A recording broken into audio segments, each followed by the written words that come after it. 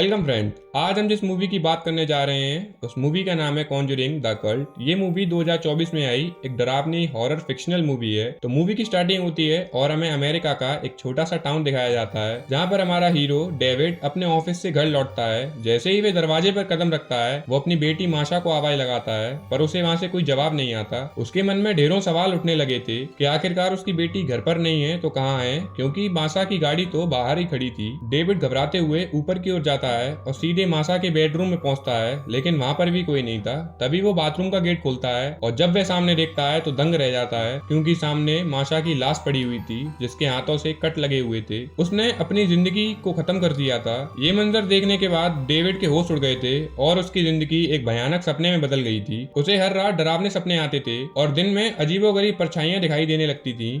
एक रात डेविड को लगा जैसे माशा का भूत उसके सामने खड़ा है। उसकी शक्ल इतनी डरावनी थी कि डेविड हिल भी नहीं पा रहा था। 4 महीने बाद डेविड ने खुद को थोड़ा संभाल के एक सपोर्ट ग्रुप ज्वाइन किया जहां लोग अपने दर्दनाक अनुभव शेयर करते थे। जब डेविड की बारी आई तो उसने सबके सामने अपनी बात रखी। 4 महीने पहले मेरी बेटी ने खुदकुशी कर ली और बस 1 महीने पहले ही मेरी पत्नी ने मुझसे डिवोर्स ले लिया। अब मेरी जिंदगी में जीने का कोई वजूद ही नहीं है। उसकी इस बात को सुनकर सामने जो 4 महिलाएं बैठी थी उसकी नजर उनकी ओर पड़ी। वह डेविड को ऐसे देख रही थी जैसे मानो डेविड ने कोई गुनाह किया हो। डेविड ने आगे कहा कि अगर वह एक बार अपनी बेटी से बात कर पाता तो शायद उसका दर्द थोड़ा सा कम हो जाता, पर सपोर्ट ग्रुप के लीडर ने उसे बताया कि स्पिरिट बोर्ड और ऐसी चीजें खतरनाक होती हैं, ये सब शैतानी काम है। डेविड ने निराश होकर वह ख्याल छोड़ दिया, लेकिन वहीं 4 महिलाएं उसके पास आई और उन्होंने उससे कहा कि हम तुम्हें माशा से मिलवा सकते हैं। डेविड को उनकी बात पर यकीन ही नहीं हुआ, लेकिन जब उन्होंने उसकी बेटी का नाम लिया तो वह शॉक हो गया। उसने कभी भी अपनी बेटी का नाम नहीं बताया था। उन महिलाओं ने कहा हम लोगों की दिल की आवाज सुन सकते हैं, अगर तुम तैयार हो तो हमारे पास आना। अगले दिन डेविड को अजीब अजीब चीजें महसूस होने लगी। उसकी हथेलियां सुन्न हो गई थी। तभी घर में से किसी लेडीज की आवाज आई। वह ऊपर गया तो देखा उसकी पूर्व पत्नी मिशेल अपना सामान समेट रही थी। रात को डेविड को लगा कि उसका शरीर जकड़ा हुआ है। ऊपर से फिर एक आवाज आई। वह धीरे माशा के कमरे की ओर बढ़ा। कमरे में पहुंचते ही उसे लगा कि उसके पीछे कोई खड़ा है। उसने पलट कर देखा, लेकिन वहां पर कोई नहीं था। वो माशा की रखी हुई चीजों को देखने लगा। तभी वहां से उसे एक डायरी मिली। डायरी के अंदर माशा की और उन 4 महिलाओं की फोटो थी, लेकिन बाकी चारों के चेहरे धुंधले थे। डायरी के पन्ने पलटे हुए डेविड को महसूस हुआ कि उसकी बेटी खुश नहीं थी। हर पन्ने पर सवाल थे। अगले दिन डेविड ने फिर डायरी के गौर से देखा। तभी उसे महसूस हुआ कि उसके हाथ में अचानक से एक महिला का अंडरगारमेंट आ गया और तभी उसने देखा कि माशा सीढ़ियों पर खड़ी है। डेविड ने धीरे से पुकारा माशा, पर उसने कोई जवाब नहीं दिया और ऊपर चल दी। माशा ने धीरे धीरे अपने कमरे का दरवाजा खोला और अंदर चली गई। डेविड फिर से एक खौफनाक सपने से जागता है। उसका माथा पसीने से भीगा हुआ था और उसकी आंखों में डर साफ नजर आ रहा था। फिर उसकी नजर माशा की एक पुरानी फोटो पर जाती है। तभी कमरे में एक काला साया दिखता है। ऐसा लग रहा था जैसे ये साया डेविड से कुछ कहना चाह रहा था। नेक्स्ट डे जब डेविड माशा की एक पुरानी दोस्त से मिलने गया तो वह उससे पूछता है कि माशा ने कभी तुम्हें कुछ बताया कि कोई रहस्यमयी बात हो। उस लड़की ने थोड़ी देर सोचा और कहा नहीं, तो वो हमेशा खुश दिखती थी।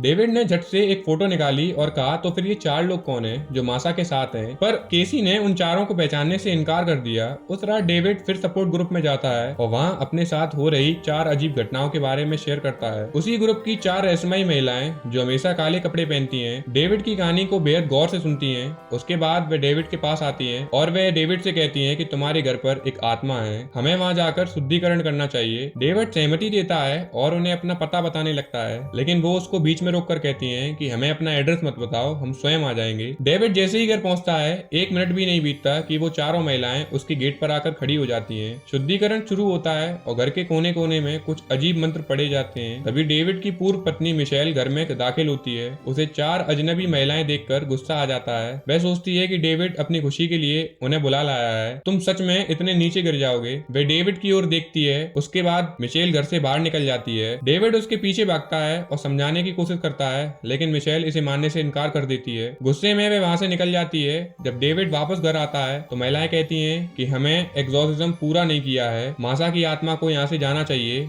पर तुमने उसे रोका। डेविड को अब उन पर शक होने लगता है। वह गुस्से में उन्हें बाहर जाने को कहता है, लेकिन जाने से पहले वे कहती हैं माशा यहाँ क्यों है, इसका जवाब तुम्हें ढूंढना होगा। इनके जाने के बाद डेविड आधी रात को माशा की पुरानी डायरी के पन्ने फाड़ने लगता है। तभी उसे लगता है जैसे माशा का साया सीढ़ियों पर चल रहा है। आधी रात को डेविड फिर से एक सपने से उठता है, पर यह सपना इतना रियल लगता है कि वह इसे इग्नोर नहीं कर सकता। वह माशा के कमरे में जाता है और देखता है कि उसकी बेटी उसे घूर रही है। वह डर से कांपते हुए जागता है, लेकिन उसे उसे अपने पैरों के पास मासा का एक साया दिखाई देता है और फिर उसे रोने की आवाज सुनाई देती है। डेविड आवाज का पीछा करता है और मासा को देखता है, लेकिन जैसे ही वह उससे छूने की कोशिश करता है वह फिर से एक सपना साबित होता है। डेविड का माइंड पूरी तरह से बिगड़ चुका है। अगले दिन ऑफिस में काम करने के दौरान डेविड पूरी तरह बिखरा हुआ नजर आता है। जब उसकी नजर विंडो के बाहर 3 अजनबी लोगों पर पड़ती है, वो वही महिलाएं थीं जो पहले सपोर्ट ग्रुप में थीं।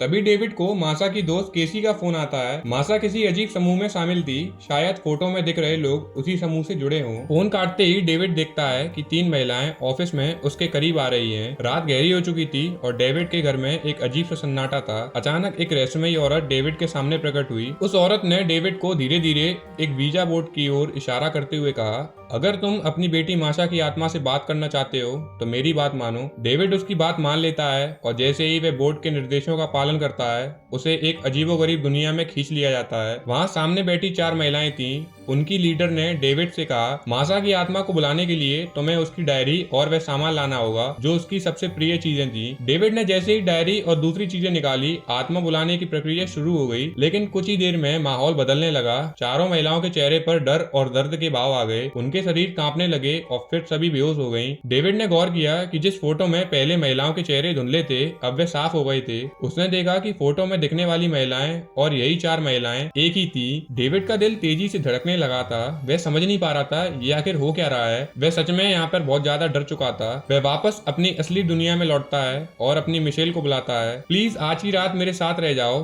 डेविड ने उससे कहा, जो पहले ही डेविड की स्थिति को देखकर चिंतित थी। वो रुकने को तैयार हो जाती है, लेकिन जब उसकी नजर ओजा बोर्ड पर पड़ती है तो वह गुस्से में आ जाती है। वो उससे कहती है कि तुम ये क्या कर रहे हो। डेविड ने उसे हल्के में लेते हुए कहा कि ये बस एक खेल है। मिशेल को ये मजाक लग रहा था। वह गुस्से में वहां से चली गई। उस रात डेविड फिर से एक भयानक सपना देखता है। सपने में माशा मिशेल के कान में कुछ बोलती है। इसके बाद मिशेल जोर से चिल्लाती है। डेविड अचानक उठता है, लेकिन हर बार उसे माशा की आवाजें सुनाई देती हैं जो उसके कमरे की ओर बुला रही थी। इस बार डेविड को अपनी उंगली में एक लाल धागा बांधा हुआ महसूस हुआ। उस धागे को पकड़ते हुए वे बाथरूम तक पहुंच रहा था, वही बाथरूम जहां माशा ने अपनी जान ली थी। सपने में डेविड ने वही भयानक दृश्य देखा। माशा बाथटब में खून से लटपट थी, लेकिन इस बार कुछ अलग हुआ। माशा ने उसकी ओर देखा और कहा, पापा मैं बहुत अकेली हूँ। जैसे ही उसके कानों में ये आवाज गई उसकी नींद टूट गई। वह जब खिड़की से बाहर झांककर देखता है तो वहाँ 3 अजीबोगरीब लोग खड़े थे। ये वही लोग थे जिन्हें उसने पहले ही देखा था। डेविड ने ये सोचा कि वो क्यों ना खुद आत्मा बुलाने का एक्सोर्सिज्म करेगा। उसने माशा की डायरी में लिखे हुए एक अजीब से मंत्र को पढ़ना शुरू किया। मंत्र पढ़ते ही कमरे में अजीब आवाजें आने लगीं। डेविड को चक्कर आने लगे और वह जमीन पर गिर गया। अचानक एक ठंडी हवा के साथ डेविड बेहोश हो गया। जब डेविड को होश आया तो उसने एक अजीब सी आवाज सुनी। जब उसने अपना गेट खोला तो देखा कि माशा जमीन पर बैठी है और ठंड से कांप रही है। डेविड ने उसकी ओर हाथ बढ़ाया और उसका ठंडा चेहरा छुआ, लेकिन वो कहती है कि पापा मुझे बहुत ठंड लग रही है।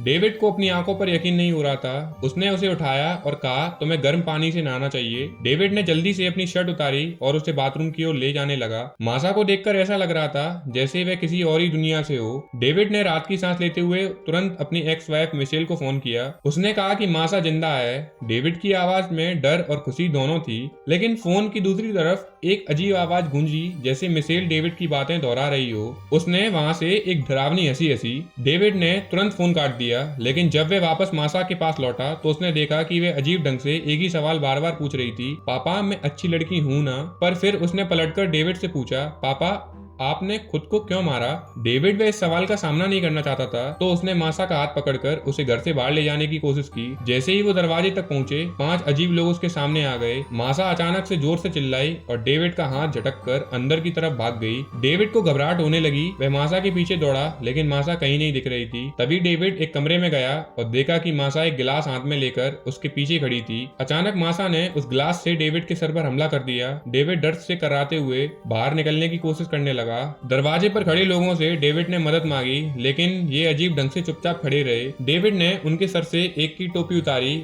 और जो उसने देखा वह वहीं देखकर दंग रह गया। उनके चेहरे इंसानों जैसे नहीं थे, जैसे वो इस दुनिया से ना हो। डर के मारे डेविड फर्श पर गिर पड़ा और किसी तरह घर के अंदर भागा। उसने दरवाजे को बंद कर लिया, लेकिन माशा की आवाज अब भी गूंज रही थी। डरते डरते डेविड उस आवाज के पीछे गया। माशा के हाथ में एक अजीब धारदार चाकू था। उसने डेविड के पेट पर वार कर दिया। डेविड दर्द से गिर पड़ा, लेकिन उसने किसी तरह मासा को लात मारकर खुद को बचाया और ऊपर की ओर भागा। मासा उसके पीछे पीछे दौड़ी आ रही थी। डेविड ने बाथरूम में खुद को बंद कर लिया था। उसने सोचा कि वह सुरक्षित है, लेकिन जैसे ही उसने गेट खोला, मासा वहीं खड़ी थी। डेविड ने किसी तरह मासा को गला दबाकर उसे रोकने की कोशिश की, लेकिन तभी मासा चिल्लाई, तुमने मेरी जिंदगी नरक बना दी थी। जिससे हमें पता चलता है कि मासा के साथ डेविड कुछ गलत कर रहा था। वह डेविड के अत्याचारों से बचना चाहती थी। मासा पर कोई बुरी आत्मा का साया था। वह जानवरों की तरह डेविड पर टूट पड़ी। इस लड़ाई के बीच डेविड ने गिरा हुआ चाकू उठाया और मासा पर वार करना शुरू कर दिया। आखिरी वार उसके दिल पर किया। मासा ने चीखते हुए दम तोड़ दिया। वो इतना थक चुका था कि डेविड घर से भागने की तैयारी कर रहा था। तभी वे 4 रहस्यमयी औरतें फिर से प्रकट हुई। उन्होंने डेविड को जकड़ लिया। अचानक डेविड के शरीर में एक अजीब हलचल होने लगी। उसके पेट से एक हाथ बाहर आया। मासा ने उसके शरीर से बाहर निकलकर एक नई लाइफ पा ली थी। और इसी के साथ इस मूवी का एंड हो जाता है। तो दोस्तों, ये हॉरर मूवी आपको कैसी लगी हमें कमेंट में जरूर बताएं। Thank you guys.